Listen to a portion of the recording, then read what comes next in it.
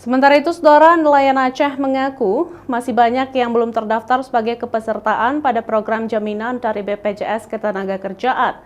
Meskipun sudah ada sosialisasi dari Panglima Laut maupun dari BPJS Ketenagakerjaan serta dinas terkait, namun mereka terkendala dari segi biaya. Mereka berharap adanya subsidi dari pemerintah Aceh untuk membayar BPJS Ketenagakerjaan tersebut. Yayasan Panglima Laut Aceh mencatat, belum seluruhnya nelayan Aceh memiliki fasilitas program BPJS Ketenagakerjaan.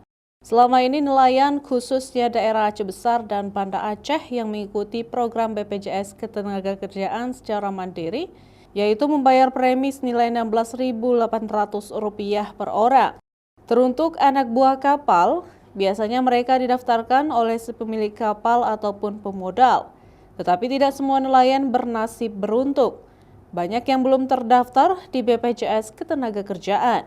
Saya melihat banyak yang pribadi, jadi masing-masing nelayan itu ada iuran yang dibayarkan setiap bulan, ada juga dengan sistem kita ada toki bangku yang menjamin ya membayar bulanan, memotong, karena ini nelayan kita ini kan bergantung pada musim, pada alam ya. Jadi melaut itu kalau sudah musim angin biasanya kita nggak ada pilihan selain melaut. Jadi kadang ada musibah juga. Jadi dengan adanya BPJS ini akan sangat membantu sekali.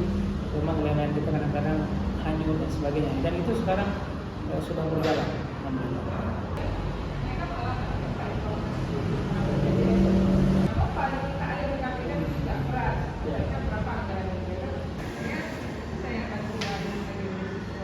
Meskipun sosialisasi kerap dilakukan oleh Yayasan Panglima Laut Aceh bersama BPJS Ketenagakerjaan serta dinas terkait kepada nelayan, namun mereka berharap adanya subsidi dari pemerintah setempat sebab nelayan terkendala dari segala biaya.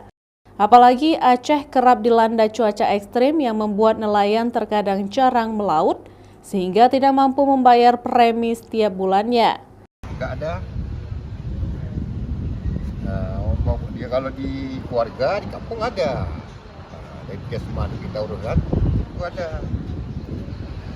Kayak gini ceritanya.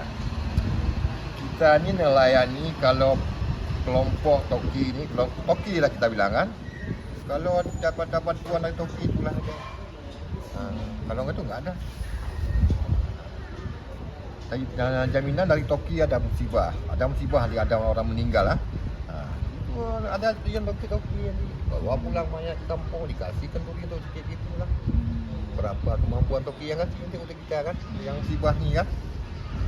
Nelayan yang terdaftar sebagai peserta dari program BPJS Ketenagakerjaan ini nantinya memiliki banyak manfaat, mulai dari perlindungan kecelakaan kerja, santunan kematian, hingga jaminan hari tua. Nova Misdayanti, Kompas TV, Banda Aceh.